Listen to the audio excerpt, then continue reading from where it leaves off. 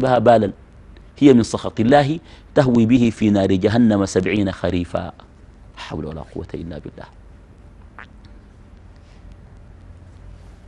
لو أسلمنا أنفسنا للقرآن ليربينا سنتربى التربية الرشيدة. القرآن يقول إذ تلقونه بألسنتكم، وده كلام غريب بالمناسبة. التلقي ما بيكون بالألسنة، التلقي يكون بالأذن. ما قال إذ تلقونه بأذنكم، لا، إذ تلقونه بألسنتكم وتقولون بأفواهكم ما ليس لكم به علم وتحسبونه هينا وهو عند الله عظيم. معناها شنو؟ معناها إذ تلقونه بتتلقى، يعني أزول سمع الخبر قبل ما يوزنوا وقبل ما يحللوا طوالي نقلوا. هذا لم يتلقى بأذنه ولم يتلقى بقلبه ووعيه، إنما تلقى بلسانه.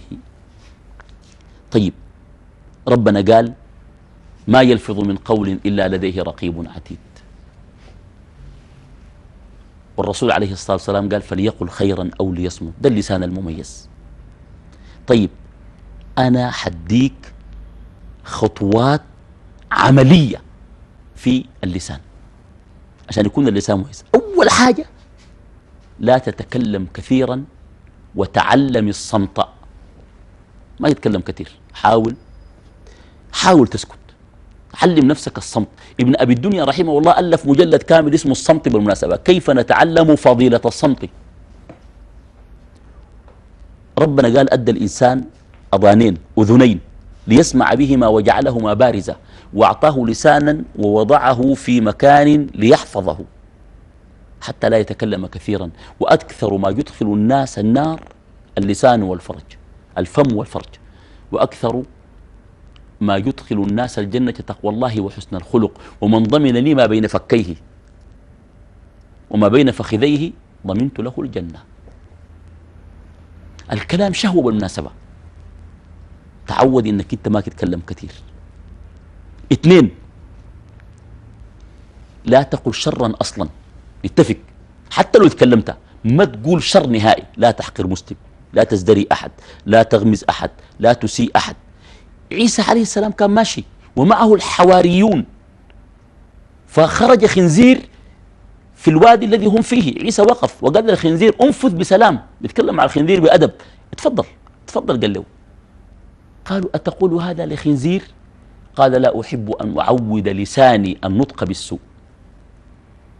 أمسك حتى مع المرأة مع جناها ما تقول له الله يكسرك، الله يقص رقبتك، الله يقص كبتك، الله يسوي لك. قولي الله يهديك، الله يصلحك يا ولدي، وهدوا إلى الطيب من القول. لا تقل شرا أبدا.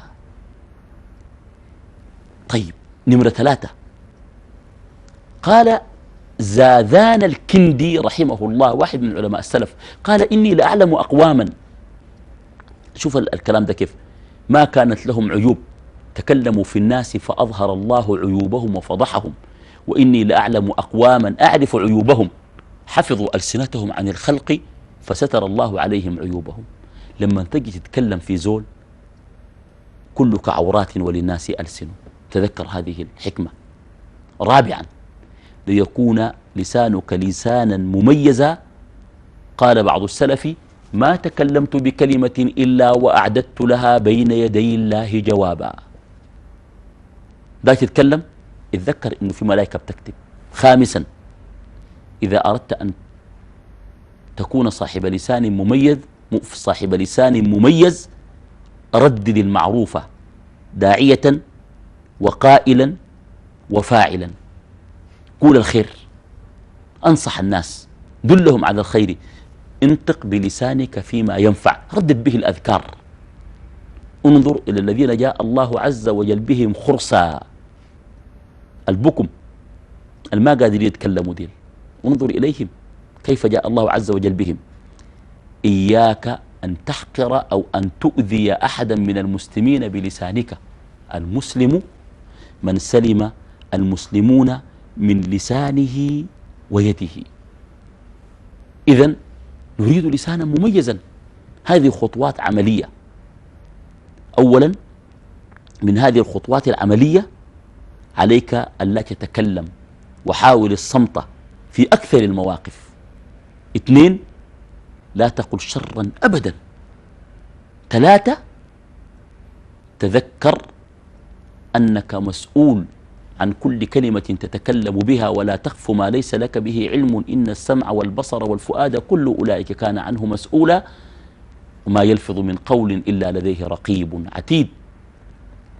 أحصاه الله ونسوه، سنكتب ما قالوا.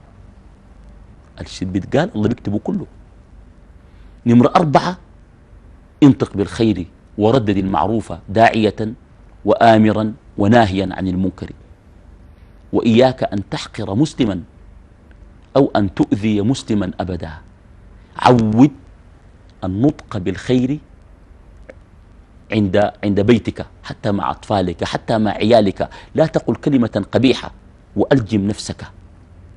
ثم أخيرا لا بد أن تتذكر عيوبك حتى لا تتحدث في عيوب الآخرين.